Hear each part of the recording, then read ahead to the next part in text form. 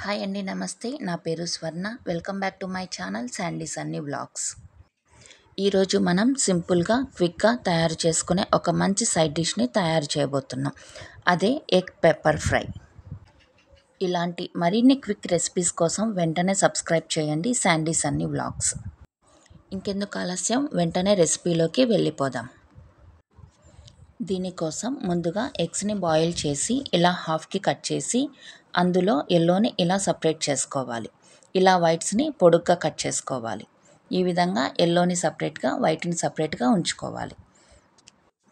ఇప్పుడు స్టవ్ పైన కడాయి ఉంచుకొని అందులో 2 టేబుల్ స్పూన్ల ఆయిల్ వేసి వేడయ్యాక అందులో ఆవాలు, జీలకర్ర, చిన్నగా కట్ చేసుకున్న ఒక పెద్ద ఆనియన్, కరివేపాకు వేసి వేయించాలి.